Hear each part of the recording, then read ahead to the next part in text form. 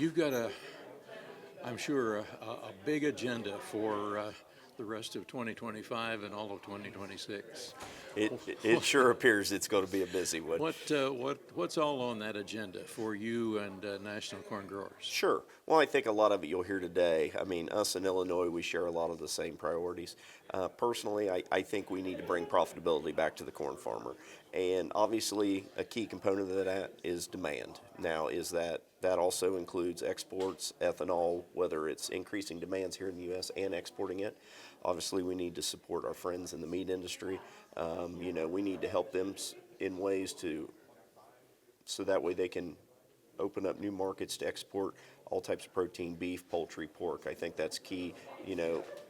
Livestock has been our number one user for years. I think we need to continue to support them. I know we're a little flat here in the U.S., but we have huge opportunities around the world with that. A few other things we're looking at, obviously, is on the input side. Are farmers being treated fairly on what they're paying for their products? It costs us so much to raise a crop nowadays, and as a lot of the growers around the country see, are we truly getting a fair price for it? Or is that the new price? And if that is the new price, there needs to be a balance. And I think we're going to look into that. I think that's going to be key moving forward in bringing profitability back to the grower. I know there's some efforts in Congress to look at those types of things. Are you part of that, or is this a parallel track? No, there are some parallel tracks also, but we've been up on the Hill having those discussions, met with Secretary Rollins on that, and kind of talked through some of the issues we're having in some of the areas. Also talked with the Deputy Secretary Baden about that. He's really looking into it. He seems excited to want to help growers. The Secretary has truly been instrumental on the export markets. We've given her kind of a list of, so to speak, the low-hanging fruit on maybe some of the places we could move corn the quickest. She has been traveling, been to those countries, and obviously we're moving corn around the world. As you all know, it's record exports right now, but we've got to build this price up. We've got a great market down in Mexico, and we can't let that go. No. It's just a matter of making sure that we can keep that along with Canadian ethanol going to Canada when we get a new USMCA agreement. Yeah. No, you're exactly right.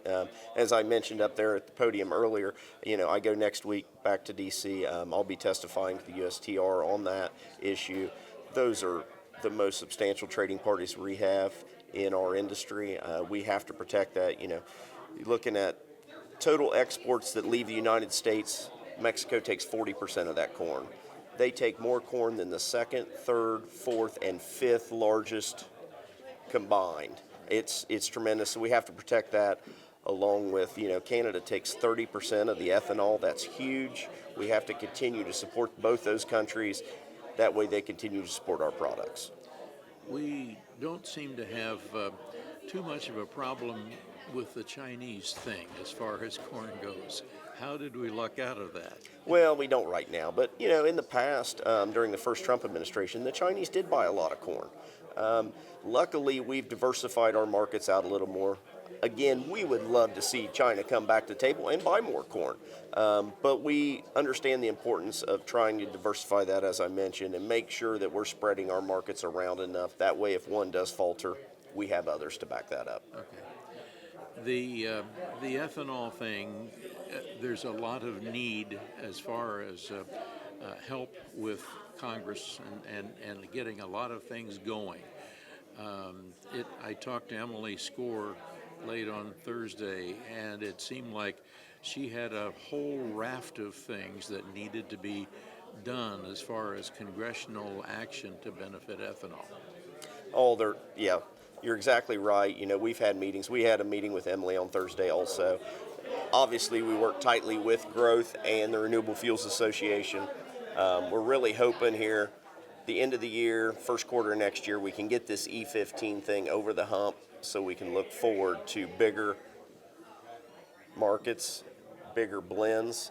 We need higher volumes of high-octane fuel, and ethanol is primed and ready to do that. We just need to get it to the market. I don't think people really realize the benefit of just increasing ethanol composition from 10% to 15%. but it's a lot of corn acreage. Oh, it certainly is. For every 1%, you're somewhere between 450 and 490 million bushels. So if we do get the E15, and granted, once it gets passed, it won't completely make it to the market instantly, unfortunately. But as that comes full circle and back, you're a couple billion bushels worth of usage. But we know what our yield trends are, and we have to keep pushing for higher blends. And there's a lot of countries around the world that want our ethanol as well. Oh, truly. As you listen to the presentations here in Illinois, Japan's going to come into the market, and that'll be a huge benefit to us. And there's so many other places around the world. Looking at India, looking at all the Southeast Asia countries, we're primed and ready to fill those markets once the administration gets the trade deals done. What have I not asked about that you think is really important for corn farmers to know, the message that you would like to get to them? I want corn farmers to know that obviously I am a farmer. I care. I potentially have a sixth generation coming back to the farm. And in the farm economy now, as we all know what it is, it's tough. I'm scared for my son. And I want to support this industry and get this industry as strong as it was. That way I know my son has this opportunity if he truly decides to do it.